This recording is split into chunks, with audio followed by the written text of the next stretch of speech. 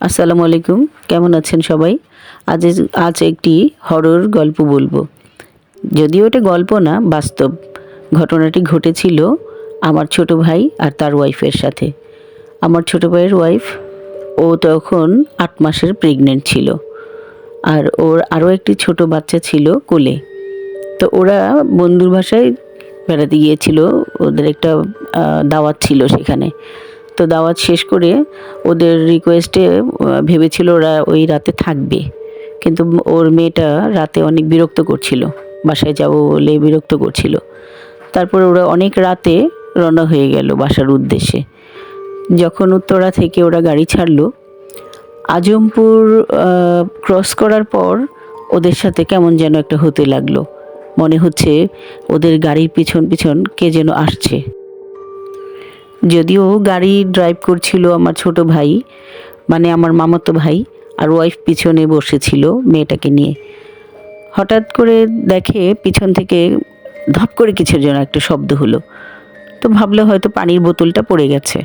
তো ভাই আবার কি করলো, গাড়ি ব্রেক করলো। তো ওর ওয়াইফ বলল যে কী ব্যাপার, তুমি চালাও। তখন রাত 3:30। তো হঠাৎ আস্তে আস্তে যখন ওরা আজমপুর থেকে রাজলক্ষ্মী ওভার হলো, তখন হঠাৎ তাদের মনে হলো পিছন থেকে কে যেন গাড়ির মধ্যে থাপ্পড় দিচ্ছে। তো ভাবলো চলন্ত গাড়িতে কে আবার থাপ্পড় দিবে। তো হঠাৎ আবারও ভয় পেয়ে গেল। ভয় পেয়ে আবার চলতে লাগলো। চলতে চলতে এবার এয়ারপোর্ট পার হয়ে ওরা যখন আসছিল, তখন আবার মনে হলো কে যেন গাড়ির সাইড থেকে সাইডের গ্লাসে কে যেন থাপ্পড় দিচ্ছে। তারপর ছোট ভাই বলল কি দাঁড়াও, আমি নেমে দেখি। আর ওর ওয়াইফ বলতেছিল না না না, এই ভুল করবে না, একদম চালাও চালাও, তুমি থামবে না। তারপর ওরা দেখলো যে মনে হচ্ছে নখ দিয়ে আঁচড় কাটছে, ওদের গাড়ির গ্লাসে নখ দিয়ে আঁচড় কাটছে। তারপর ওরা চলতেই লাগলো।